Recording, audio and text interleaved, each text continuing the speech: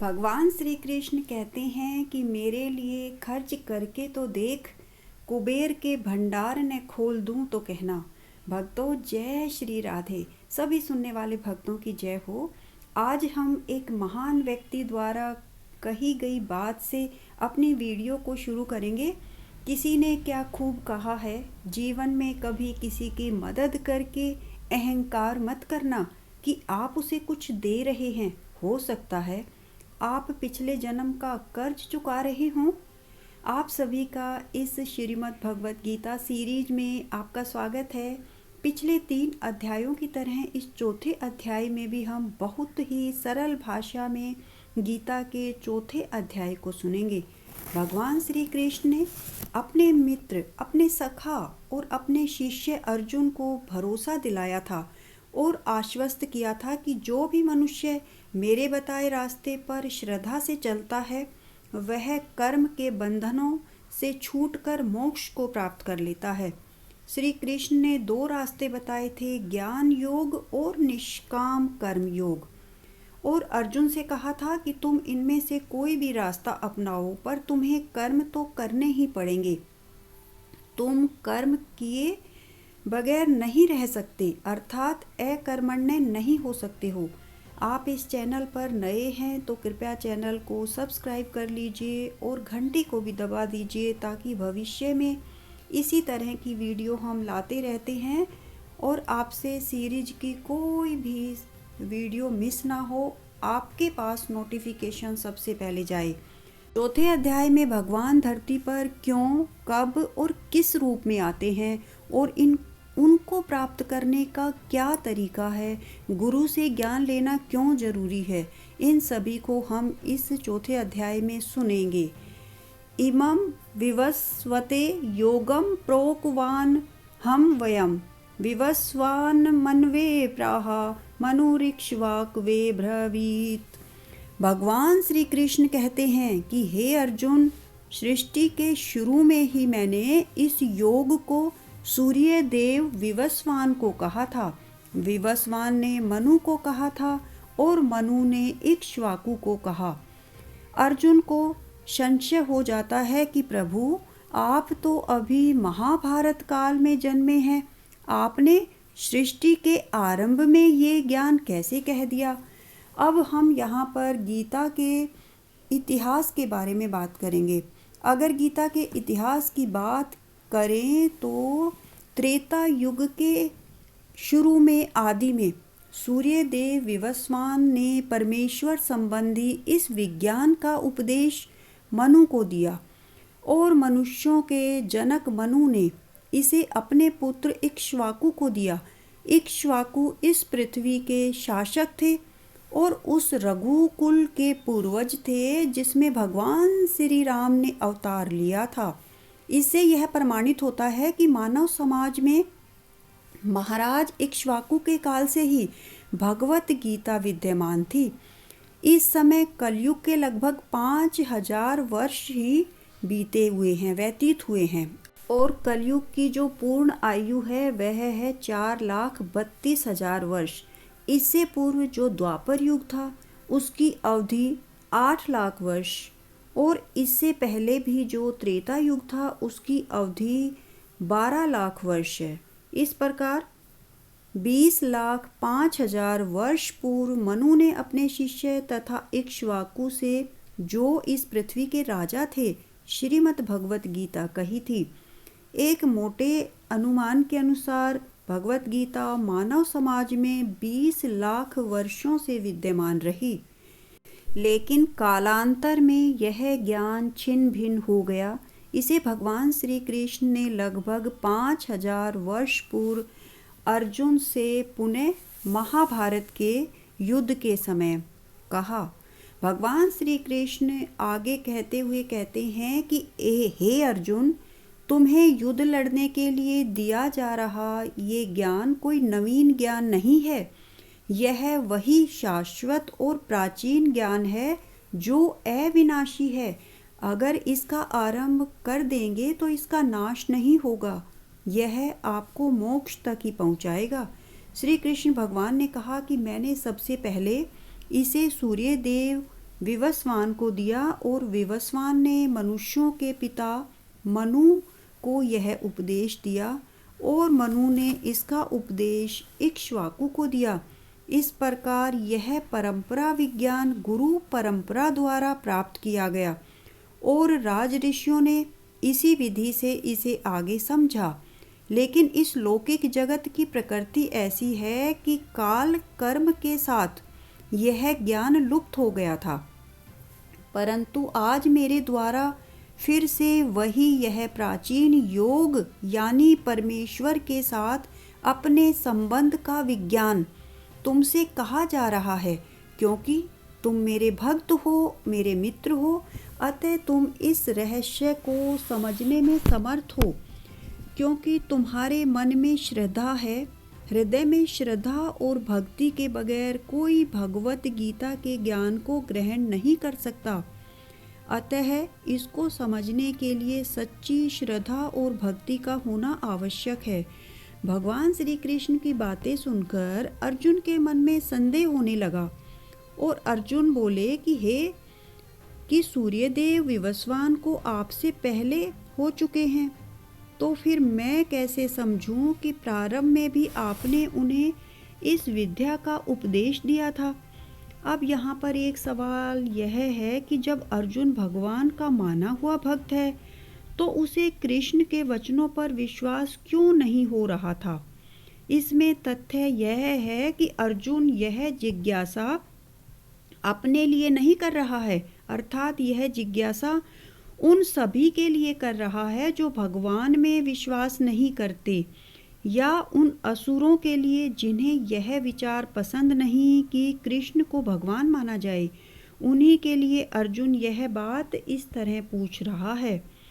अर्जुन के लिए तो कृष्ण देवकी और वासुदेव के पुत्र हैं, लेकिन कृष्ण का ये कहना कि उन्होंने विवस्वान को ज्ञान दिया था, अर्जुन को यह बात असंगत लग रही थी, इसलिए वह जानना चाहता था कि सच्चाई क्या है।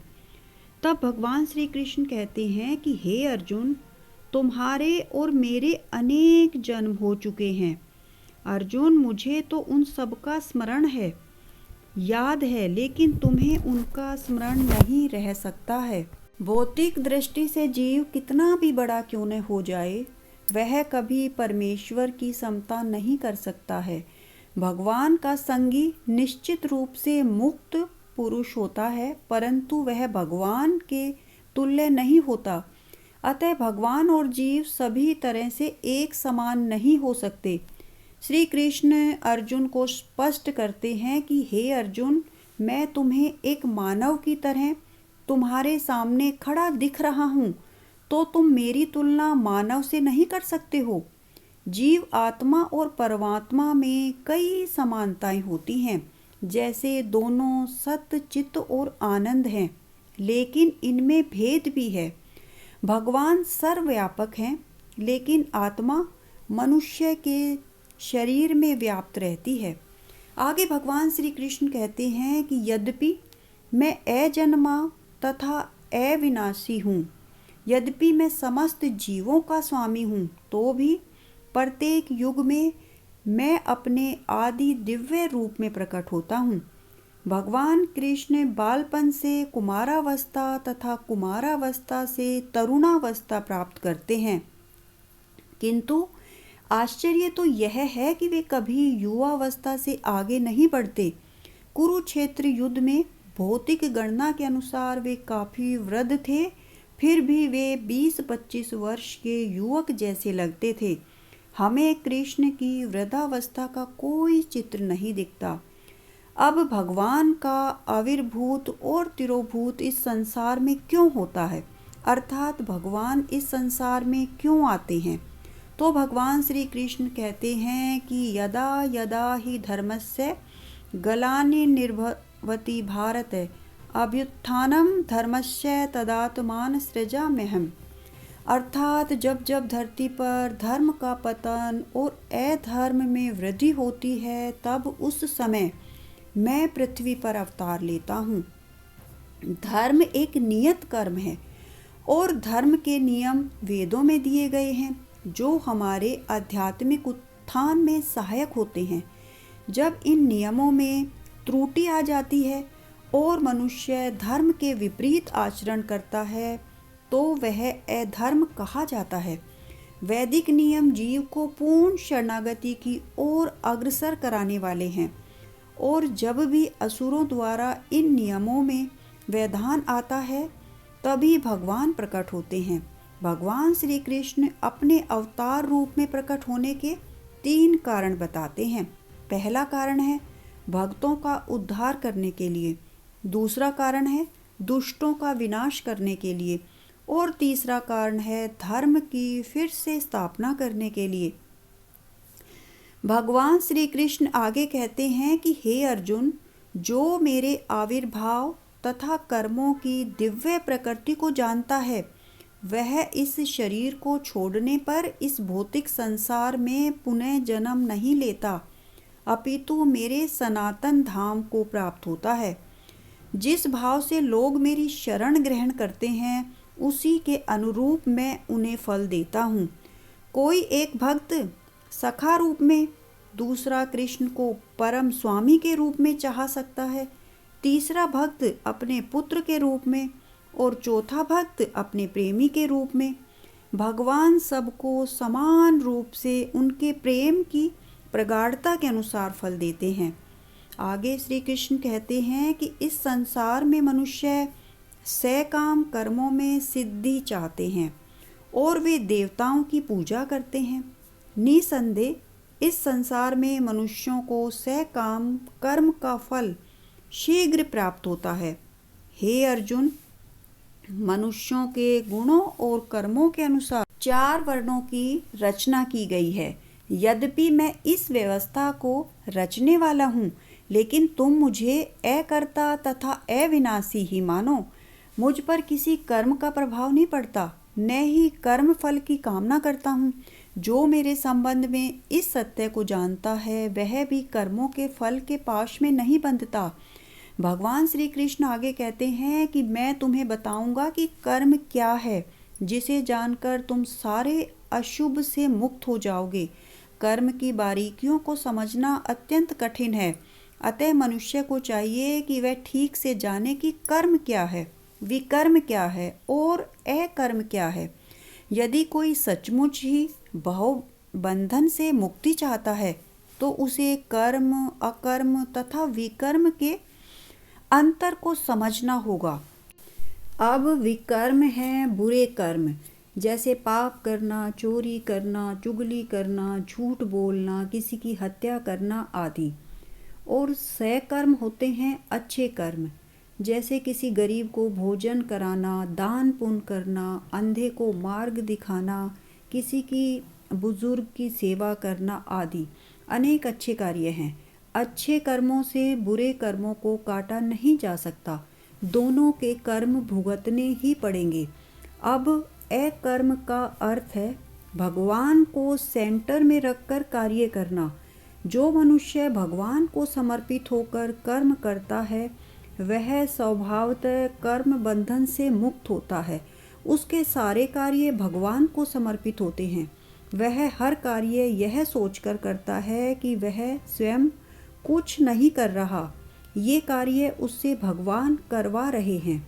जो व्यक्ति इंद्रिय तृप्ति की कामना से रहित होता है, सारी आसक्ति को त्याग कर सदैव संतुष्ट और संयमित मन तथा बुद्धि से कार्य करता हुआ किसी से ईर्ष्या नहीं रखता तथा सफलता और असफलता दोनों में स्थिर रहकर कर्म करता हुआ भी कभी कर्म के बंधन में नहीं बंधता। अब भगवान श्री कृष्ण अर्जुन को आगे बताते हैं कि हे अर्जुन, जो लोग मुझ में लीन होकर कर्म करते हैं वे पूर्ण योगी हैं। अब आगे भगवान श्री कृष्ण कहते हैं कि हे अर्जुन, कुछ लोग यज्ञ करते हैं। देखो, यज्ञ के भी कई प्रकार हैं। जैसे कई लोग देवताओं की पूजा के लिए यज्ञ करते हैं, कुछ लोग परमेश्वर के निराकार स्वरूप के लिए यज्ञ करते हैं, कुछ लोग दान पुण्य करके चतुर्मास का व्रत धारण करके यज्ञ करते हैं, कुछ लोग योग पद्धतियों जैसे हठ योग, अष्टांग योग, कुछ लोग तीर्थ स्थानों की यात्रा करके यज्ञ करते हैं। कुछ लोग वैदिक साहित्य, उपनिषद, वेदांत सूत्र तथा सांख्य दर्शन के अध्ययन करने पढ़ने में अपना ध्यान लगाकर यज्ञ करते हैं। इस प्रकार लोग अलग अलग तरह से यज्ञ करके उच्च जीवन की तलाश में लगे रहते हैं।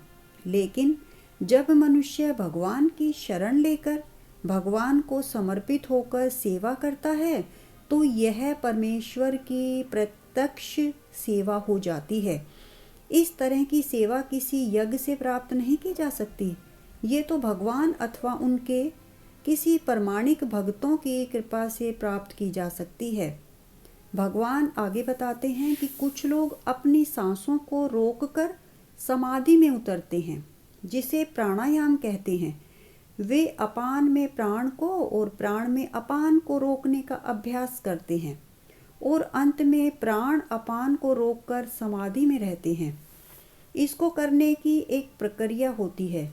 इसे सबसे पहले जब हम सांस को बाहर छोड़ते हैं तो उस सांस को अपान कहते हैं, और जब हम सांस को अंदर लेते हैं तो उस सांस को प्राण कहते हैं। अब अपान सांस द्वारा अंदर के बुरे विचारों को बाहर निकालते हैं और बाहर से आ रहे अच्छे विचारों को प्राण सांस के द्वारा अंदर लेते हैं। फिर उसके बाद अंदर से भी शुद्ध विचार बाहर आएं और बाहर से भी शुद्ध विचार अंदर जाएं। इसके बाद जब हमारी सांसों के साथ कोई विचार ना अंदर से बाहर आ रहा हो और ना कोई विचार बाहर से अंदर जा रहा हो, यही प्राणायाम की स्थिति होती है।